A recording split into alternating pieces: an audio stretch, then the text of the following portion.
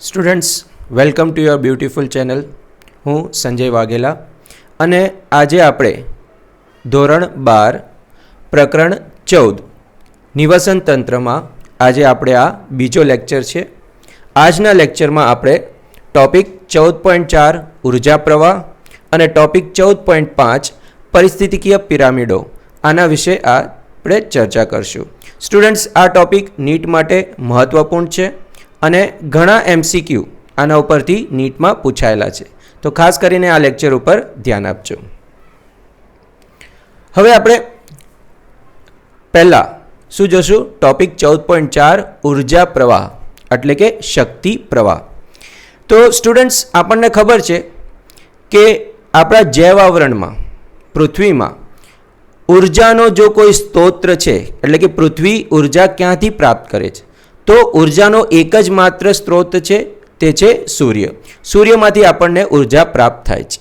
પણ પ્રશ્ન એ પણ થાય છે, શું સૂર્ય સિવાય પણ કોઈ બીજો ઉર્જાનો સ્ત્રોત છે કોઈ નિવસન તંત્ર માટે આપણી પૃથ્વી પર? તો એનું એક છે ઉદાહરણ જે આપણે હમણાં જોઈએ. તો ઊંડા સમુદ્રના જલતાપીય નિવસન તંત્ર. ઊંડા સમુદ્રનું જલતાપીય નિવસન તંત્ર એટલે હાઇડ્રોથર્મલ ઇકોસિસ્ટમ. તો આ જે ઊંડા સમુદ્રના જલતાપીય નિવસન તંત્ર, જેને આપણે ડીપ સી હાઇડ્રોથર્મલ વેન્ટ્સ કહીએ છીએ, તો ત્યાં શું હોય છે? હોટ ગીઝર્સ એટલે કે વેન્ટ્સ હોય છે કે જેમાંથી પૃથ્વીના પેટાળમાંથી વાયુઓ અને ઉર્જા તે બહાર આવે છે અને આ ખાસ કરીને ઊંડા મહાસાગરોના તળિયે જોવા મળે છે. અને ત્યાં કેટલાક આર્ચી બેક્ટેરિયા તેવા નિવસન તંત્રમાં આર્ચી બેક્ટેરિયા સ્થાયી થયેલા હોય છે. અને આ આર્ચી બેક્ટેરિયા તે આ ડીપ સી હાઇડ્રોથર્મલ વેન્ટ્સ એટલે કે ઊંડા મહાસાગરોના જલતાપીય નિવસન તંત્રના તે સજીવો છે અને તેમાંથી તે ઉર્જા પ્રાપ્ત કરે છે. અને આ આર્ચી બેક્ટેરિયાને ક્રસ્ટેશિયન્સ કહેવાતા ક્લેમ્સ આરોગ્ય છે. અને આ ક્લેમ્સ પછી આગળ જઈને આહાર શૃંખલાનો એક ભાગ બને છે. એટલે આપણે કહી શકીએ કે સૂર્ય સિવાય પણ ઉર્જાનો એક સ્ત્રોત છે, જે ખાસ કરીને ક્યાં? ઊંડા સમુદ્રના જલતાપીય નિવસન તંત્રમાં. તો ત્યાંથી ઉર્જા પ્રાપ્ત થઈ શકે છે. પણ તેના સિવાય જો આપણે વાત કરીએ તો તેના સિવાય બીજા બધા જ નિવસન તંત્રો માટે સૂર્ય જ એક ઉર્જાનો સ્ત્રોત છે. તો ઊંડા જલતાપીય નિવસન તંત્ર સિવાય પૃથ્વી પરના બધા જ જે નિવસન તંત્રો માટે શક્તિ પ્રવાહનો એકમાત્ર સ્ત્રોત શું છે? તો સૂર્ય છે. હવે આપણે જો સૌર વિકિરણની વાત કરીએ તો સૌર વિકિરણનો 50% કરતાં પણ ઓછો ભાગ શું છે? PAR, ફોટોસિન્થેટિકલી એક્ટિવ રેડિયેશન એટલે કે પ્રકાશ સંશ્લેષણીય સક્રિય વિકિરણ. કેટલો ભાગ છે? સૌર વિકિરણના 50% કરતાં ઓછો ભાગ છે. અને આ જે છે PAR, આ PARનો વનસ્પતિઓ અને પ્રકાશ સંશ્લેષી સ્વયંપોષી બેક્ટેરિયાઓ, વનસ્પતિઓ જેવી કે લીલ અને ઉચ્ચ વનસ્પતિઓ અને પ્રકાશ સંશ્લેષી બેક્ટેરિયા એટલે કે નીલહરિત લીલ એટલે કે સાયનોબેક્ટેરિયા, તે આ પ્રકાશ સંશ્લેષીય સક્રિય વિકિરણનો ઉપયોગ કરીને અકાર્બનિક પદાર્થોમાંથી કાર્બનિક ખોરાક બનાવવા માટે આ સૌર્ય વિકિરણ ઉર્જાનું સ્થાપન કરે છે, એટલે કે તેનો ઉપયોગ કરે છે.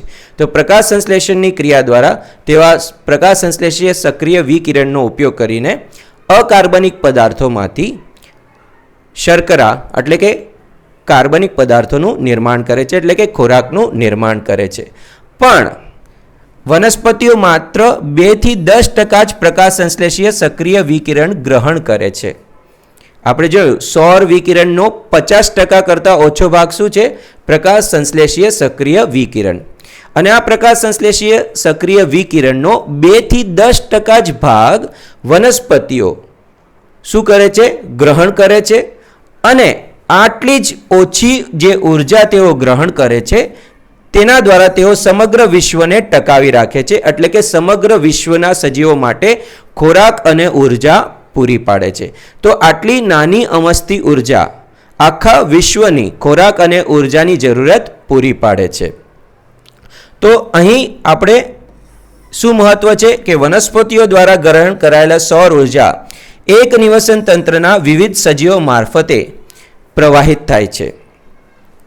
આપણે અહીં આકૃતિમાં જોઈ શકીએ કે આ જે સૌર વિકિરણો છે તેનો 50% કરતાં ઓછો ભાગ શું છે? પ્રકાશ સંશ્લેષીય સક્રિય વિકિરણ. અને તેનો 2 થી 10% જ ભાગ વનસ્પતિઓ શું કરે છે? ગ્રહણ કરે છે. અને વનસ્પતિઓ ખોરાક બનાવે છે પોતાની માટે અને બીજા બધા જ સજીવો માટે.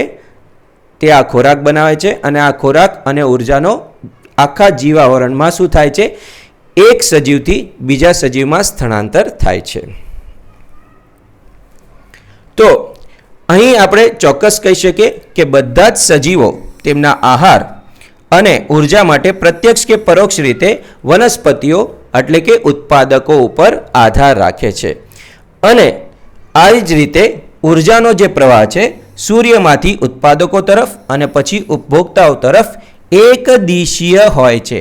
આ ખાસ યાદ રાખવાનું છે કે સૂર્યમાંથી જે આ ઉર્જાનો પ્રવાહ છે તે સૂર્યમાંથી કોની પાસે આવે? ઉત્પાદકો પાસે આવે. તેઓ ખોરાક બનાવે અને આ ઉર્જા પછી પ્રત્યક્ષ અથવા પરોક્ષ રીતે ઉપભોગ્યો પાસે આવે છે.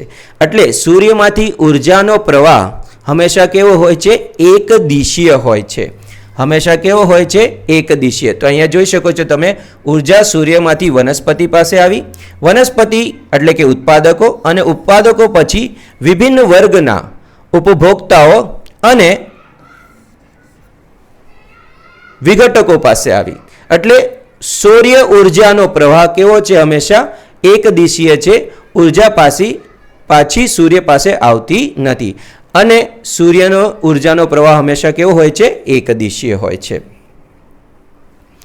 તો અહીં ખાસ યાદ રાખવાનું છે. તો આના ઉપરથી આપણે એટલું કહી શકીએ કે નિવસન તંત્રમાં જે આ ઉર્જાનો પ્રવાહ છે તે થર્મોડાયનેમિક્સ એટલે કે ઉષ્માગતિકી સિદ્ધાંતના પહેલા નિયમનું પાલન કરે છે. તો આપણે જાણીએ છીએ કે પહેલો નિયમ શું કહે છે? કે ઉર્જા નિર્માણ નથી થઈ શકતી.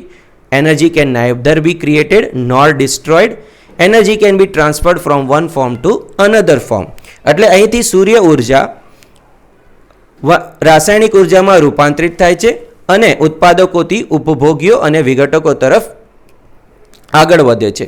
એટલે અહીં ચોક્કસ કહી શકીએ કે નિવસન તંત્રોમાં રહેલા જે ઉર્જાનો પ્રવાહ છે એક સજીવથી બીજા સજીવમાં, તે થર્મોડાયનામિક્સના પહેલા નિયમનું પાલન કરે છે. હવે અહીં નિવસન તંત્રો થર્મોડાયનામિક્સ એટલે કે ઉષ્માગતિકી સિદ્ધાંતના બીજા નિયમથી પણ તેઓ પરે નથી. એટલે તેઓ બીજા નિયમનું પણ પાલન કરે છે. તો કેવી રીતના કરે છે આપણે જોઈએ. દરેક નિવસન તંત્ર એ ઉષ્માગતિકીના બીજા નિયમથી પણ મુક્ત નથી. કારણ કે આપણે જાણીએ છીએ કે જરૂરી બૃહદ અણુઓના સંશ્લેષણ માટે સજીવોને સતત ઉર્જા મળવી આવશ્યક છે. જરૂરી જે બૃહદ અણુઓ છે, સૂક્ષ્મ જે જૈવિક અણુઓ છે, તેના નિર્માણ માટે સજીવોને કોની આવશ્યકતા હોય? સતત ઉર્જાની આવશ્યકતા હોય છે. અને જ્યારે ઉર્જા એક સજીવથી બીજા સજીવમાં સ્થળાંતર થાય છે તો કેટલીક મોટાભાગની ઉર્જા ઉષ્મા સ્વરૂપે વ્યય થાય છે અને થોડીક માત્રામાં ઉર્જા આગળ તરફ સ્થળાંતર થાય છે અને મોટાભાગની ઉર્જાનો શું થાય છે? વ્યય થાય છે ઉષ્મા સ્વરૂપે. એટલે આપણે ચોક્કસ કહી શકીએ છીએ કે ધીરે ધીરે એન્ટ્રોપીની માત્રા વધે છે અને એન્ટ્રોપીની માત્રા વધવાના કારણે વધતા જતા અવ્યવસ્થાપન સામે સંકલિત કાર્ય પદ્ધતિ દ્વારા સંઘર્ષ થાય છે. એટલે કે આ એન્ટ્રોપી સામે, એટલે કે એન્ટ્રોપીનો જે સામનો કરવો હોય કે જે મોટાભાગની ઉર્જા ઉષ્મા સ્વરૂપે વ્યય થાય છે તેનો સામનો કરવો હોય અને સતત ઉર્જાની જે ઘટ પડે છે તેને પૂર્તિ કરવી હોય, કારણ કે ઉર્જા શેની માટે આવશ્યક છે? જરૂરી અણુઓના સંશ્લેષણ માટે આવશ્યક છે. તો ઉર્જાનો સતત પ્રવાહ પણ જરૂરી છે. એટલે જ સૌર ઉર્જા સતત પ્રાપ્ત થઈ રહી છે. તેના કારણે જે એન્ટ્રોપીથી જે ઉર્જાનો વ્યય થાય છે તેની પૂર્તિ થઈ જાય છે અને જરૂરી અણુઓનું સંશ્લેષણ પણ થાય છે. તો આપણે ચોક્કસ કહી શકીએ કે નિવસન તંત્રો તે થર્મોડાયનામિક્સના પહેલા નિયમ અને બીજો નિયમ બંનેનું પાલન કરે છે અને બંનેના આધીન છે. અહીંયા આપણે આકૃતિમાં પણ જોઈ શકીએ. અહીંયા જોયું આપણે સૂર્યમાંથી જે મોટા ભાગની ઉર્જા આવે છે એમાંથી થોડીક જ ઉર્જા કોણ ગ્રહણ કરે? વનસ્પતિઓ. હવે વનસ્પતિઓ શ્વસન દરમિયાન અને વનસ્પતિ જ્યારે તૃણાહારીઓનો આહાર બને છે તો મોટા ભાગની ઉર્જા ઉષ્મા સ્વરૂપે વ્યય થાય છે. દરેક સ્તરે જ્યારે ભક્ષણ થાય છે તો ઘણી ખરી ઉર્જા શું થાય છે? ઉષ્મા સ્વરૂપે વ્યય થાય છે. અને સજીવો જ્યારે શ્વસન કરે છે ત્યારે પણ તેઓ ઉષ્મા સ્વરૂપે ઉર્જાનો વ્યય થાય છે. તો આમ જો સતત ઉર્જાનો વ્યય થાય તો ઉર્જાનું પ્રમાણ ધીરે ધીરે શું થતું રહે? ઘટતું રહે અને એન્ટ્રોપીનું પ્રમાણ વધતું રહે. તો આ એન્ટ્રોપી જે અવ્યવસ્થાપન તરફ દોરી જાય છે અને જરૂરી અણુઓના સંશ્લેષણ માટે હંમેશા શું જોવે? ઉર્જા જોવે. તો સતત ઉર્જાની હાજરી અને ઉર્જાનો પ્રવેશ જરૂરી છે, જે કોણ આપતું રહે છે? સૂર્ય પ્રદાન કરતું રહે છે. માટે જ નિવસન તંત્રો થર્મોડાયનામિક્સના પહેલો અને બીજો નિયમ બંનેનું પાલન કરે છે. હવે સ્ટુડન્ટ્સ, હવે આપણે આગળ વધીએ અને આપણે હવે પોષક સ્તરો વિશે ચર્ચા કરશું. પોષક સ્તરમાં રહેલા કયો સજીવ નિવસન તંત્રમાં પોતાની અને બીજા સજીવો સાથેની જેની આંતરક્રિયા છે, ખાસ કરીને ખોરાક સંબંધી આંતરક્રિયા, તેના આધારે તે કયા સ્તર ઉપર આવે છે અને તેને શું કહેવાય તેના વિશે આપણે ચર્ચા કરશું.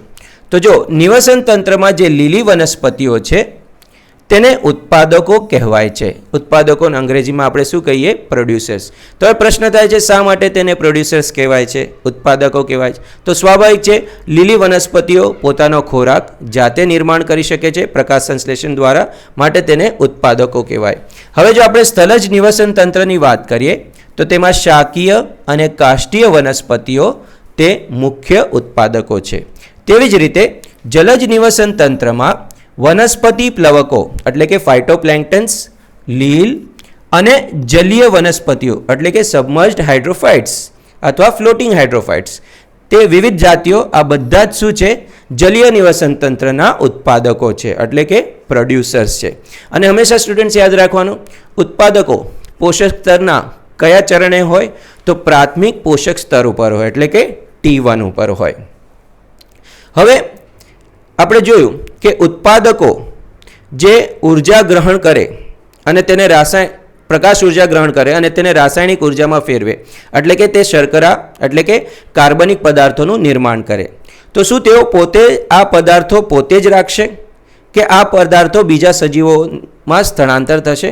તો ઉત્પાદકો દ્વારા જે આ ઉર્જાનો સંચય થાય છે કાર્બનિક પદાર્થોના સ્વરૂપમાં, તેઓ ખોરાક સ્વરૂપે ઉપભોક્તાઓ તરફ સ્થળાંતર થાય.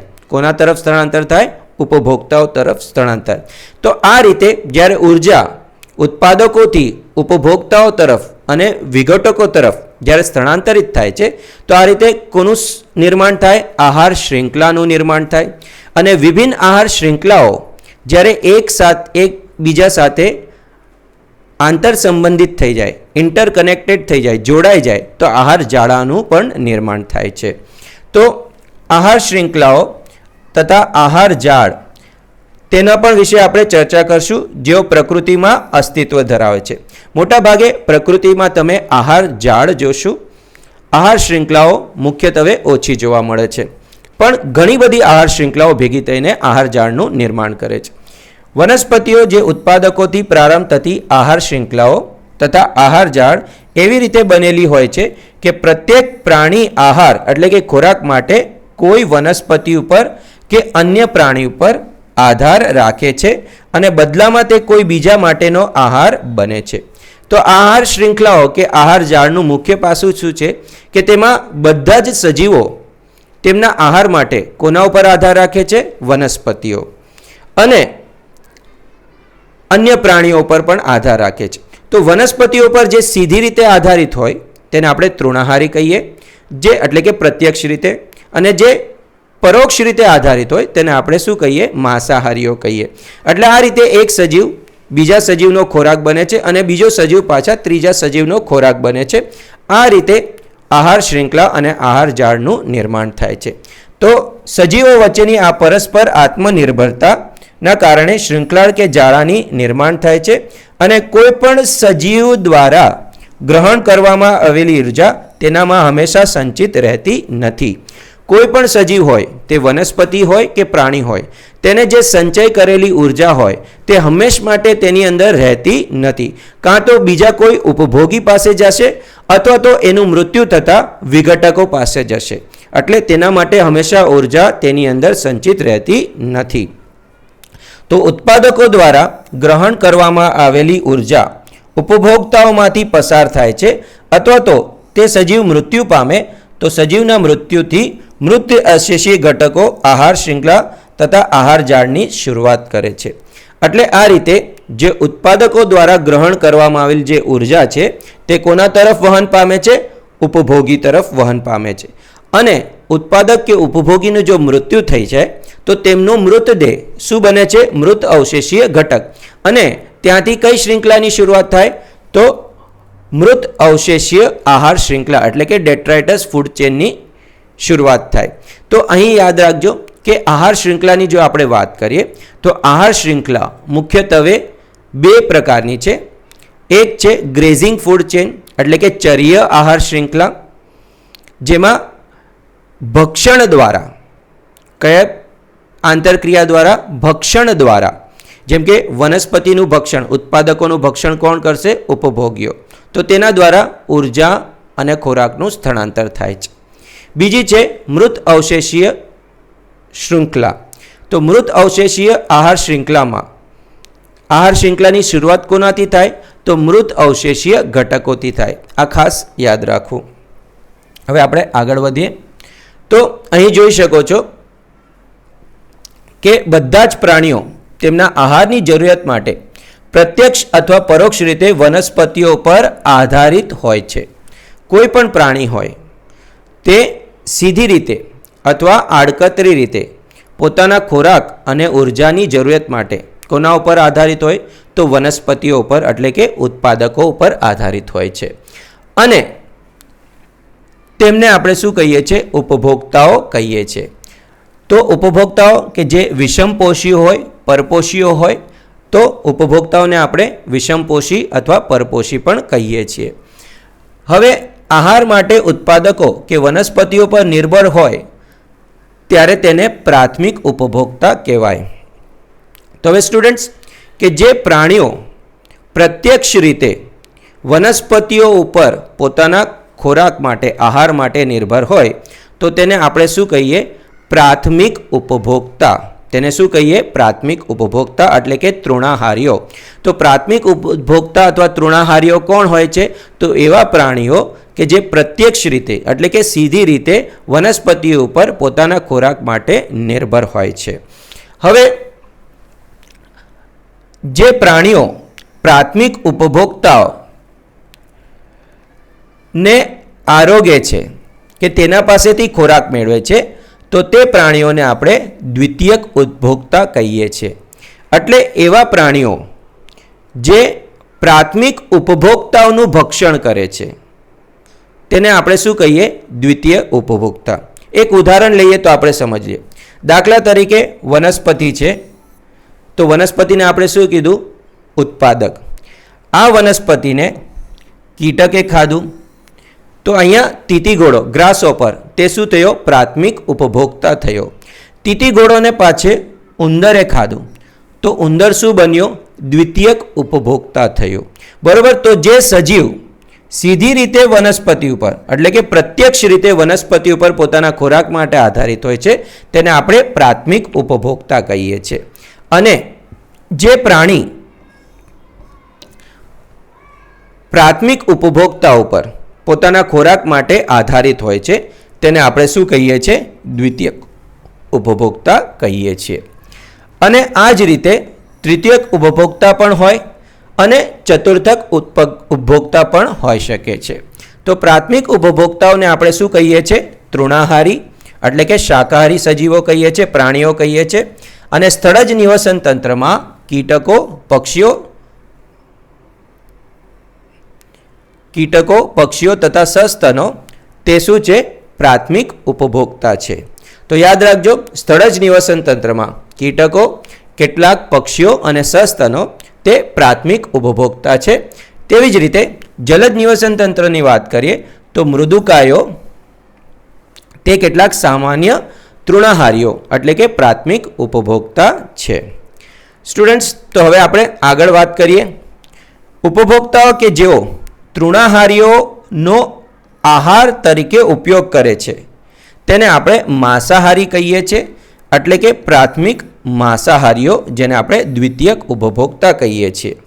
તો યાદ રાખજો સ્ટુડન્ટ્સ કે જે પ્રાણીઓ પ્રાથમિક ઉપભોક્તાઓ એટલે કે તૃણાહારીઓનો પોતાના ખોરાક માટે ઉપયોગ કરે છે તેને આપણે દ્વિતીયક ઉપભોક્તા એટલે કે માંસાહારી પણ કહીએ છીએ. તો પ્રાણીઓ જે આહાર માટે પ્રાથમિક માંસાહારી પર આધાર રાખે છે તેને આપણે દ્વિતીયક ઉપભોક્તા પણ કહીએ છીએ. તો આ રીતે ઉત્પાદક ઉપર પ્રાથમિક ઉપભોક્તા ઉપર દ્વિતીયક ઉપભોક્તાનું ભક્ષણ તૃતીયક ઉપભોક્તા. તો આ રીતે એક શૃંખલાનું નિર્માણ થાય છે અને જેમાં આહાર અને ઉર્જાનું સ્થળાંતર નીચા પોષક સ્તરથી એટલે કે એક સજીવમાંથી બીજા સજીવમાં થાય છે. અને આ રીતે જે આહાર શૃંખલાનું નિર્માણ થાય છે તો જે પરસ્પર આંતરક્રિયા થાય છે તેને આપણે આહાર શૃંખલા પણ કહીએ છીએ. અને આપણે જોયું તેમ આહાર શૃંખલા કેટલા પ્રકારની છે? તો બે પ્રકારની છે, ગ્રેઝિંગ ફૂડ ચેન અને detritus food chain. Grazing food chain એટલે કે સરળ ચર્ય આહાર શૃંખલા, અને અહીંયા એક સરળ ચર્ય આહાર શૃંખલાનું ઉદાહરણ પણ આપેલું છે, જેમ કે તૃણ એટલે કે ઘાસ ઉત્પાદક છે, તેનું ભક્ષણ કોને કર્યું? બકરીએ. તો બકરી શું થઈ? પ્રાથમિક ઉપભોક્તા. અને બકરીનું ભક્ષણ કોને કર્યું? મનુષ્યએ. તો મનુષ્ય શું કહેવાયો? દ્વિતીયક ઉપભોક્તા. તો અહીંયા તમે સ્ટુડન્ટ્સ જોઈ શકો છો કે અહીં જે એક આહાર શૃંખલા રચાય છે તે એક સરળ ચર્ય આહાર શૃંખલા છે. ચર્ય આહાર શૃંખલા સ્થળજ અને જલજ બંને નિવસન તંત્રોમાં જોવા મળી શકે છે. અહીંયા તમે જોઈ શકો છો કે ફાઇટોપ્લેન્ક્ટન્સ એટલે કે વનસ્પતિ પ્લવકો છે તે જલજ નિવસન તંત્રના ઉત્પાદકો છે. ફાઇટોપ્લેન્ક્ટન્સ એટલે કે વનસ્પતિ પ્લવકોને કોણ ભક્ષણ કરે છે? તો પ્રાણી પ્લવકો એટલે કે ઝૂ પ્લેન્ક્ટન્સ. તો ઝૂ પ્લેન્ક્ટન્સ શું થયા? પ્રાથમિક ઉપભોક્તા. ઝૂ પ્લેન્ક્ટન્સનું ભક્ષણ કોણ કરે છે? મત્સ્યો, માંસાહારી પ્રાણીઓ. તો મત્સ્યો શું થયા? દ્વિતીયક ઉપભોક્તા.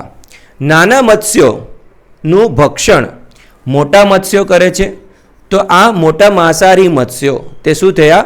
તૃતીયક ઉપભોક્તા. અને જે સૌથી ઉચ્ચ સ્તરે જે માંસાહારી છે તેને આપણે ચતુર્થક ઉપભોક્તા પણ કહી શકીએ છીએ. તો આ રીતે આ એક શું હતી? ચર્ય આહાર શૃંખલા જે જલજ નિવસન તંત્રમાં જોવા મળે છે. હવે આપણે સ્ટુડન્ટ્સ આગળ વધીએ. ચર્ય આહાર શૃંખલા પછી આપણે મૃત અવશેષીય આહાર શૃંખલાની વાત કરીએ. તો સ્ટુડન્ટ્સ યાદ રાખજો, ચર્ય આહાર શૃંખલા ભલે તે સ્થળજ હોય કે જલજ હોય, તેની શરૂઆત હંમેશા કોનાથી થાય? તો ઉત્પાદકથી થાય. આ ખાસ યાદ રાખવાનું છે. ચર્ય આહાર શૃંખલા તે સ્થળજ નિવસન તંત્રમાં હોય કે જલજ નિવસન તંત્રમાં હોય, તેની શરૂઆત હંમેશા શેનાથી થાય? જીવિત વનસ્પતિ અથવા તો લીલ આપણે કહી શકીએ કે વનસ્પતિ પ્લવક કહી શકીએ, પણ જીવિત સજીવથી થાય અને તે હંમેશા શું હોય? ઉત્પાદક હોય. પરંતુ જો આપણે મૃત અવશેષીય આહાર શૃંખલાની વાત કરીએ તો તેની શરૂઆત હંમેશા મૃત અવશેષીય ઘટકોથી થાય, એટલે કે કોઈ પણ વનસ્પતિ કે પ્રાણીના મૃતદેહથી થશે. તો જો મૃત અવશેષીય આહાર શૃંખલા, જેને અંગ્રેજીમાં આપણે ડેટ્રાઇટસ ફૂડ ચેન કહીએ છીએ, તે મૃત કાર્બનિક દ્રવ્યોથી શરૂ થાય છે. અને તેમાં કોનો સમાવેશ થાય? તો મૃત ભક્ષીઓ અને વિઘટકોનો સમાવેશ થાય છે, જે મુખ્યત્વે કેવા હોય? વિષમપોષી સજીવો હોય છે.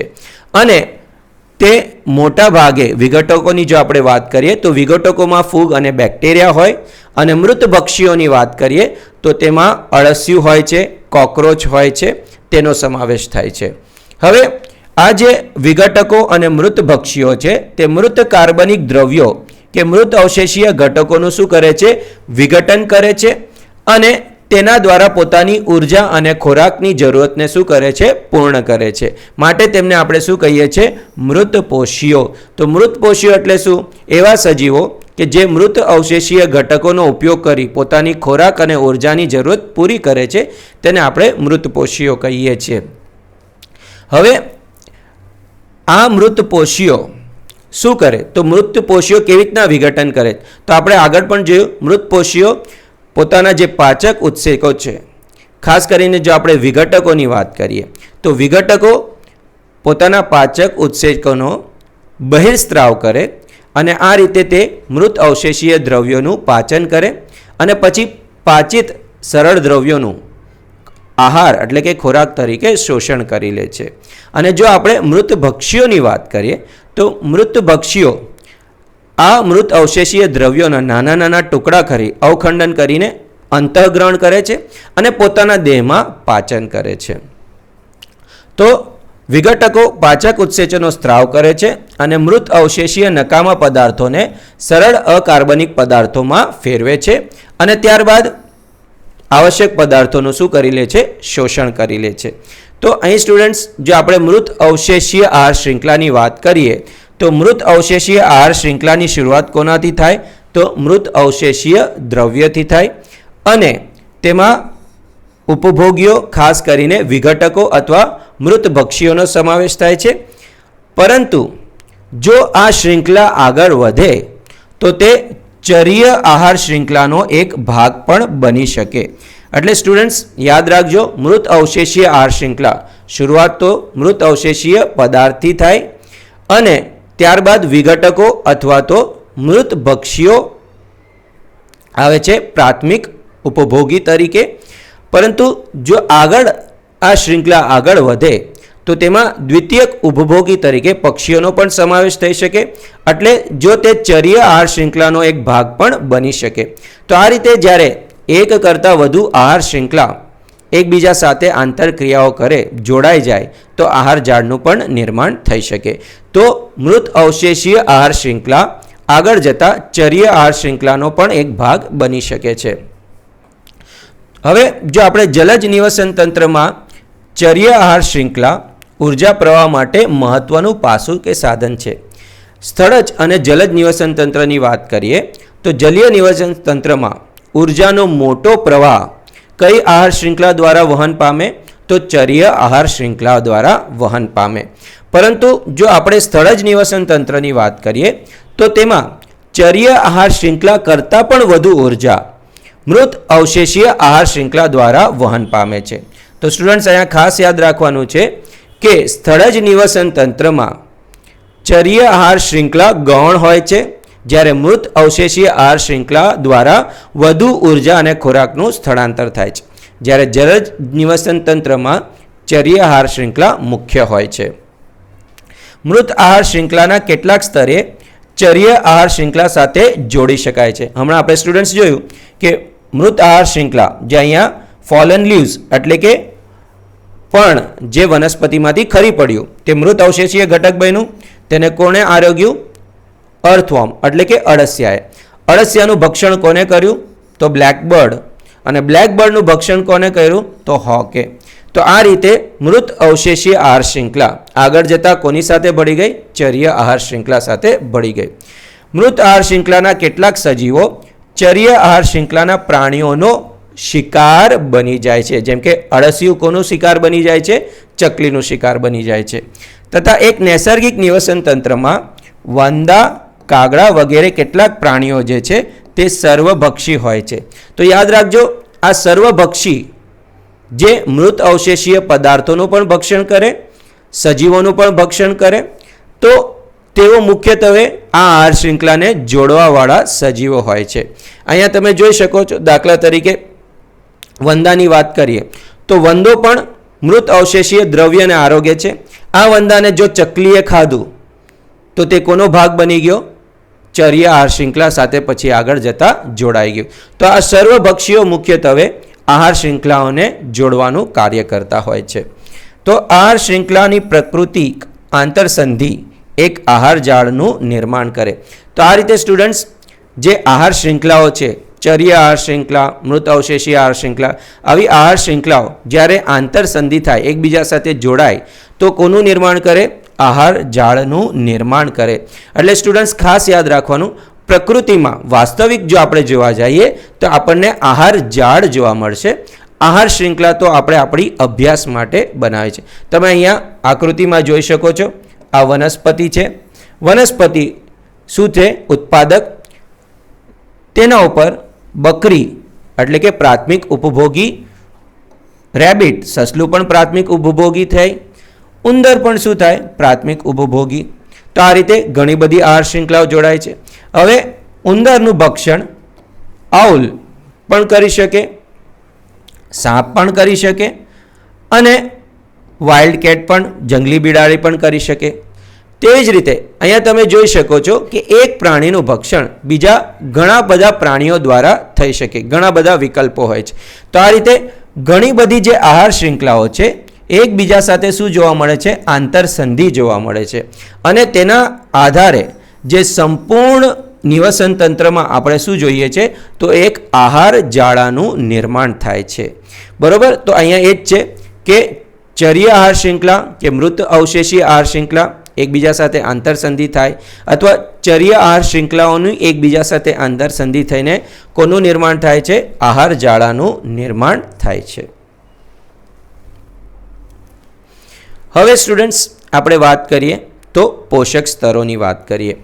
તો પોષક સ્તરો એટલે શું?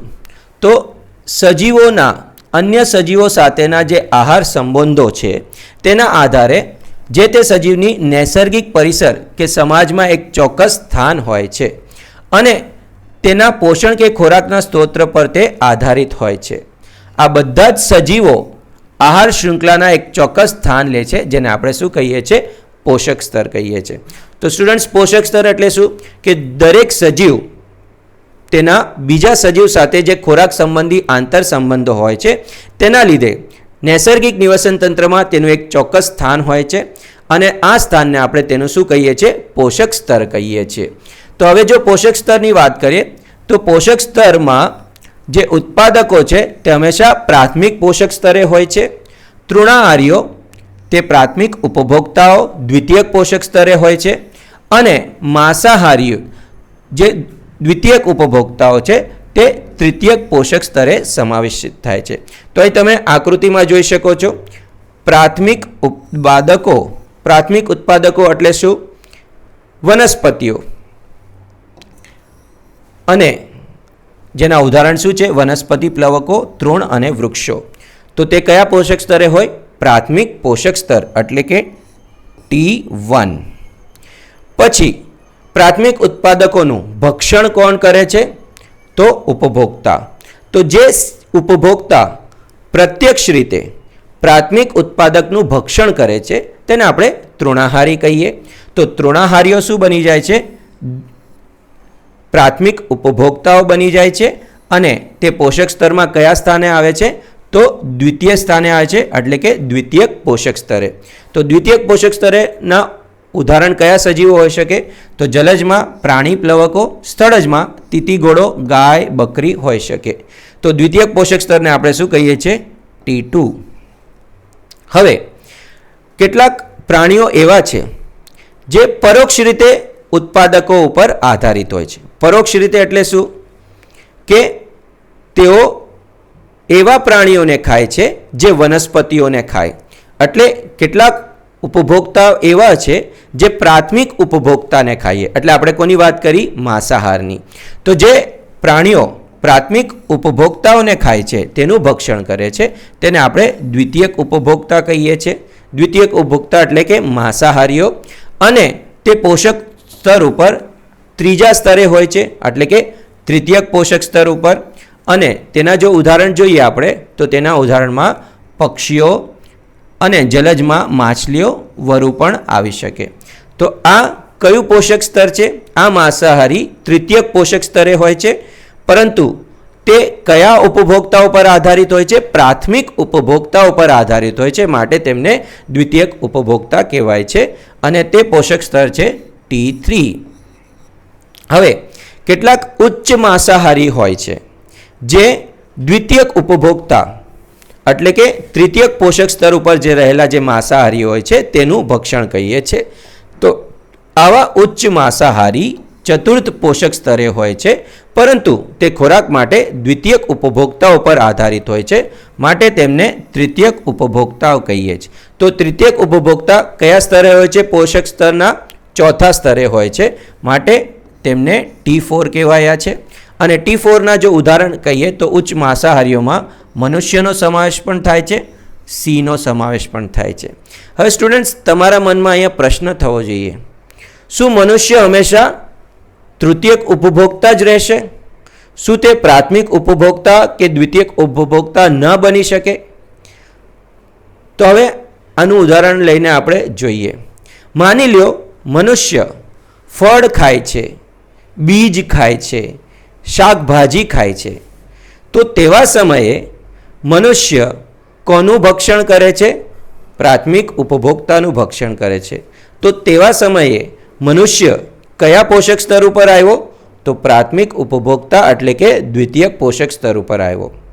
હવે માની લ્યો મનુષ્ય માછલીનું ભક્ષણ કરે છે, અથવા મરઘાનું ભક્ષણ કરે છે, કોઈ પક્ષીનું ભક્ષણ કરે છે, તો ત્યારે મનુષ્ય પ્રાથમિક ઉપભોક્તાનું ભક્ષણ કરે છે, તો ત્યારે તે દ્વિતીયક ઉપભોક્તા બની જાય છે, માંસાહારી બની જાય છે. અને મનુષ્ય જો ઉચ્ચ માંસાહારી બને તો તે તૃતીયક ઉપભોક્તા પણ થઈ શકે. એટલે સ્ટુડન્ટ્સ, અહીંયા યાદ રાખવાનું કે મનુષ્ય જેવા જે મિશ્રહારી છે તે પોતાના ખોરાક એટલે કે આહારના આધારે વિભિન્ન પોષક સ્તરો ઉપર પણ હોઈ શકે એક જ સમયે. જ્યારે તે વનસ્પતિને આરોગે તો તે પ્રાથમિક ઉપભોક્તા હોય, જો તે દ્વિતીયક ઉપભોક્તાને આરોગે તો તે તૃતીયક ઉપભોક્તા હોઈ શકે. એટલે આ રીતે મનુષ્ય અલગ અલગ પોષક સ્તરે પણ હોઈ શકે છે. ફક્ત મનુષ્યની વાત નથી. જો આપણે અહીંયા ચકલીની વાત કરીએ તો જો ચકલી જ્યારે બીજ ખાતી હોય તો તે પ્રાથમિક ઉપભોક્તા છે, પણ જો ચકલી કીટકને ખાતી હોય તો ચકલી દ્વિતીયક ઉપભોક્તા બની જાય છે. એટલે આ રીતે કોઈ પણ એક સજીવ કે એક જાતિ અલગ અલગ પોષક સ્તરે પણ હોઈ શકે છે. હવે સ્ટુડન્ટ્સ, આપણે આગળ વધીએ. તો અહીં જે મુખ્ય નોંધ લેવાની છે કે અનુક્રમિત પોષક સ્તરેથી ઉર્જાની માત્રાનું પ્રમાણ હંમેશા શું થઈ જાય છે? ઘટતું જાય છે. અને જ્યારે કોઈ સજીવ મૃત્યુ પામે છે ત્યારે તેઓ મૃત અવશેષીય ઘટકો કે મૃત જૈવ ભારમાં ફેરવાઈ જાય છે. અને આ મૃત અવશેષીય ઘટક કે મૃત જૈવ ભાર તે વિઘટકો માટે ઉર્જાના સ્ત્રોતનું કામ કરે છે. અને દરેક પોષક સ્તરે સજીવો તેમની ઉર્જાની આવશ્યકતા માટે તેમનાથી નિમ્ન પોષક સ્તરના સજીવો પર આધાર રાખે છે. તો હંમેશા અહીંયા સ્ટુડન્ટ્સ યાદ રાખવાનું છે કે જ્યારે નિમ્ન પોષક સ્તરથી ઉચ્ચ પોષક સ્તર ઉપર ઉર્જાનું સ્થળાંતર થાય છે તો ઉર્જાના સ્થળાંતરમાં હંમેશા માત્રાનો શું થાય છે? ઘટાડો થાય છે. અને જ્યારે સજીવ મૃત પામે છે તો તેનો મૃતદેહ મૃત અવશેષીય ઘટક તરીકે અથવા મૃત અવશેષીય જૈવભારમાં ફેરવાઈ જાય છે અને તે વિઘટકો અથવા મૃત ભક્ષીઓના ઉર્જાના સ્ત્રોત તરીકે કાર્ય કરે છે. અને કોઈ પણ સજીવ પોતાની ઉર્જા અને ખોરાકની જરૂરત માટે તેનાથી નિમ્ન સ્તરના પોષક સ્તર ઉપર આધારિત હોય છે. તો અહીંયા હવે સ્ટુડન્ટ્સ આપણે નિવસન તંત્રની સંરચનાનો એક ભાગ એટલે કે પ્રાપ્ય પાક વિશે ચર્ચા કરશું. તો દરેક પોષક સ્તરે એક ચોક્કસ સમયે જીવંત પદાર્થોનો કેટલોક જથ્થો એટલે કે જૈવભારનો જથ્થો ધરાવે છે, તેને આપણે શું કહીએ છીએ? પ્રાપ્ય પાક. તો પ્રાપ્ય પાક એટલે શું? પ્રત્યેક પોષક સ્તરે ચોક્કસ સમયે જે જીવંત પદાર્થોનો કેટલોક જથ્થો એટલે કે જીવંત સજીવોનો જે જથ્થો છે જૈવભારના સ્વરૂપમાં, તેને આપણે શું કહીએ છીએ? પ્રાપ્ય પાક કહીએ છીએ. તો પ્રાપ્ય પાકને સજીવોનો જથ્થો એટલે કે જૈવભાર કે જે એકમ વિસ્તારમાં તેમની સંખ્યા અથવા તો એક જાતિના જૈવભાર તેના તાજા અથવા સૂક્ષ્મ વજન દ્વારા પણ અભિવ્યક્ત કરી શકાય છે. તો યાદ રાખજો, પ્રાપ્ય પાકને આપણે સંખ્યાના સંદર્ભમાં અથવા તો જૈવભારના સંદર્ભમાં પણ આપણે વર્ણવી શકીએ છીએ. અને ખાસ યાદ રાખજો, સંખ્યાના સંબંધમાં તો કોઈ પ્રશ્ન નથી, પણ જો આપણે તેને જૈવ ભારના સંબંધમાં આપણે મૂલવીએ છીએ તો ત્યારે તેના ફ્રેશ વેટ કરતાં તેનું શુષ્ક વજન, તાજા વજન કરતાં આપણે એનું કયા વજન ઉપર ધ્યાન આપશું? શુષ્ક વજન ઉપર ધ્યાન આપશું. તો સ્ટુડન્ટ્સ હંમેશા યાદ રાખવાનું છે, પ્રાપ્ય પાક એટલે શું? દરેક પોષક સ્તરે એક ચોક્કસ સમયે જીવંત પદાર્થોનો જે ઉપલબ્ધ જથ્થો છે તેને આપણે શું કહીએ છીએ? પ્રાપ્ય પાક. પ્રાપ્ય પાકને આપણે કયા સંદર્ભમાં લઈ શકીએ? તો સંખ્યાના સંદર્ભમાં અને જૈવભારના સંદર્ભમાં લઈ શકીએ. જૈવભારના સંદર્ભમાં જ્યારે આપણે એને ગણતા હોય છીએ ત્યારે હંમેશા શુષ્ક વજન ઉપર ધ્યાન આપીએ છીએ, તાજા વજન ઉપર ધ્યાન આપતા નથી. તાજા વજન ઉપર એટલા માટે ધ્યાન નથી આપતા કે જે તાજું વજન છે તેમાં મોટા ભાગનું જે પ્રમાણ હોય છે તે પાણીનું હોય છે અને તે આસપાસના વાતાવરણ સાથે તેમાં પ્રભાવિત થઈ શકે છે, તેમાં વધારો ઘટાડો થઈ શકે છે. માટે તાજા વજન કરતાં કયું વજન વધારે યોગ્ય છે? શુષ્ક વજન યોગ્ય છે. હવે સ્ટુડન્ટ્સ અહીંયા આપણે જોયું કે જ્યારે અનુક્રમિત પોષક સ્તરે એટલે કે નીચલા પોષક સ્તરથી ઉચ્ચ પોષક સ્તર તરફ ઉર્જા કે ખોરાકનું સ્થળાંતર થતું હોય છે તો ઉર્જાનું પ્રમાણ હંમેશા ઘટતું જાય છે. બરાબર? તો આ જે ઘટાડો છે તેને એક નિયમના સ્વરૂપમાં આપ્યું છે જેને કહેવાય છે લિન્ડેનમાન્સ 10% લો. તેને શું કહેવાય છે? લિન્ડેનમાન્સ 10% લો. તો જો ચર્ય આહાર શૃંખલામાં ખાસ કઈની વાત કરીએ છીએ? અહીંયા આપણે ચર્ય આહાર શૃંખલાની વાત કરીએ તો ચર્ય આહાર શૃંખલામાં પોષક સ્તરોની સંખ્યા મર્યાદિત હોય છે અને ઉર્જા પ્રવાહનું સ્થળાંતર 10% કરતાં ઓછું હોય છે. તો આ જે નિયમ હોય છે તેને આપણે શું કહીએ છીએ? લિન્ડેનમાન્સ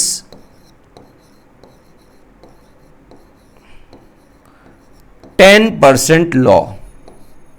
એને શું કહીએ છીએ? લિન્ડેનમાન્સ 10% લો. એટલે આ નિયમ શું કહીએ છીએ કે જ્યારે નીચલા પોષક સ્તરથી ઉચ્ચ પોષક સ્તર તરફ ઉર્જાનું જે વહન થાય છે, સ્થળાંતર થાય છે, તે લગભગ કેટલા ટકા જેટલું થાય છે? 10% જેટલું જ થાય છે અને તેને આપણે લિન્ડેનમાન્સનો 10% લો કહીએ છીએ, જે તેને 1942માં આપ્યો હતો. અને 10% જ ઉર્જા સ્થળાંતર થાય છે ઉચ્ચ પોષક સ્તર તરફ અને ધીરે ધીરે આમાં શું થતો રહે છે? ઘટાડો થતો રહે છે. અને એટલા ખાતર જ ચર્ય આહાર શૃંખલામાં પોષક સ્તરોની સંખ્યા શું હોય છે? મર્યાદિત હોય છે. કારણ કે જેમ નીચલા પોષક સ્તરથી ઉપરના પોષક સ્તર ઉપર ઉર્જાનું સ્થળાંતર થાય છે તો ફક્ત 10% જ જશે. હજી આગળના પોષક સ્તર ઉપર એના 10% જશે. એટલે ઉર્જા ધીરે ધીરે શું થશે? ઓછી થતી જશે. માટે ચર્ય આહાર શૃંખલામાં જે પોષક સ્તરો છે તે મર્યાદિત હોય છે અને વધુમાં વધુ 3 થી લઈને 5 પોષક સ્તરો સુધી જ હોઈ શકે. કેટલા પોષક સ્તરો સુધી હોઈ શકે? 3 થી લઈને 5 પોષક સ્તરો સુધી હોઈ શકે. એનાથી આગળ વધી શકતું નથી. કારણ કે જેમ ઉર્જાનું સ્થળાંતર ઉચ્ચ પોષક સ્તર તરફ થાય છે ઉર્જાનું પ્રમાણ હંમેશા શું થતું જાય? ઘટતું જાય છે. તમે આકૃતિ દ્વારા પણ જોઈ શકો છો. અહીંયા જોઈ શકે છે સૂર્યમાંથી ઉર્જા કોની પાસે આવી? વનસ્પતિમાં. વનસ્પતિમાંથી 10% જ ઉર્જા પ્રાથમિક ઉપભોક્તાને પ્રાપ્ત થઈ. પ્રાથમિક ઉપભોક્તામાંથી પાછી ફક્ત કેટલી 10% જ ઉર્જા દ્વિતીયક ઉપભોક્તાને પ્રાપ્ત થઈ અને તેમાંથી ફક્ત 10% જ ઉર્જા પાછી ઉચ્ચ માંસાહારીઓને પ્રાપ્ત થઈ. એટલે અહીંયા જોઈ શકો છો કે જેમ ઉર્જા નિમ્ન પોષક સ્તરથી ઉચ્ચ પોષક સ્તર તરફ સ્થળાંતર પામે છે, ઉર્જાની માત્રામાં સતત ઘટાડો થતો જાય છે અને મોટા ભાગની ઉર્જા ઉષ્મા સ્વરૂપે શું થઈ જાય છે? વ્યય થાય છે. અને એટલે જ ચર્ય આહાર શૃંખલામાં જે પોષક સ્તરો હોય છે તે મર્યાદિત હોય છે. 3 થી લઈને 5 પોષક સ્તરો સુધી હોય છે, એનાથી આગળ વધી શકતા નથી. તો સ્ટુડન્ટ્સ અહીંયા આપણે જોયું લિન્ડેનમાન્સનો નિયમ એટલે કે દરેક નિમ્ન પોષક સ્તરમાંથી તેના ઉચ્ચ પોષક તરફ માત્ર 10% જ ઉર્જા પ્રવાહિત થાય છે. આનાથી વધારે ઉર્જાનો પ્રવાહ થતો નથી. પ્રકૃતિમાં આવા ઘણા બધા સ્તરોની સંભાવના રહેલી છે. જેમ કે ચર્ય આહાર શૃંખલામાં ઉત્પાદકો, તૃણાહારીઓ, પ્રાથમિક માંસાહારી, દ્વિતીયક માંસાહારી વગેરે. પણ તેમની સંખ્યા કેટલી થઈ જાય? પોષક સ્તરોની મર્યાદિત થઈ જાય છે. 3થી લઈને 5 સુધી જ મર્યાદિત હોય છે. હવે જે આપણે આ 10%ની જે મર્યાદા જોઈ કઈ ચર્યા આહાર શૃંખલામાં, શું આવી કોઈ સીમા મર્યાદા છે મૃત આહાર શૃંખલામાં? ચર્યા આહાર શૃંખલામાં જે આપણે 10%ની મર્યાદા જોઈ, જેને આપણે લિન્ડેનમાન્સનો 10%નો નિયમ કહીએ છીએ, તો અહીંયા પ્રશ્ન એક પૂછ્યો છે, શું મૃત આહાર શૃંખલામાં પણ આવો કોઈ સીમા મર્યાદા છે? તો સ્ટુડન્ટ્સ યાદ રાખજો, મૃત આહાર શૃંખલા લિન્ડેનમાન્સના 10%ના નિયમનું પાલન કરતી નથી. એવી કોઈ સીમા મર્યાદા તેમાં હોતી નથી. આનું એક કારણ પણ છે કે મૃત આહાર શૃંખલા જીવંત સજીવો પર આધારિત નથી હોતી, મુખ્યત્વે મૃત અવશેષીય પદાર્થો ઉપર હોય છે અને વિઘટકો તેનો થોડોક જ ભાગ પોતાની ઉર્જા માટે ઉપયોગ કરે છે અને મોટાભાગનો જથ્થો અપાચિત ખોરાક તરીકે છોડી દે છે. એટલે જે મૃત આહાર શૃંખલા છે તે લિન્ડેનમાન્સના 10% નિયમનું પાલન કરતું નથી, કારણ કે ઘણો બધો જથ્થો એમનેમ જ ધીરે ધીરે વિઘટન પામે છે અને થોડોક જ જથ્થો, અને વિઘટકોનું કદ પણ નાનું હોય છે, તે થોડોક જ જથ્થો ઉપયોગ કરે છે અને પાછું તેનું સંપૂર્ણપણે વિઘટન નથી કરતા, થોડુંક જ વિઘટન થાય, એટલે તે લિન્ડેનમાન્સના 10%ના નિયમનું પાલન કરતા નથી. હવે સ્ટુડન્ટ્સ આપણે આગળ વધીએ.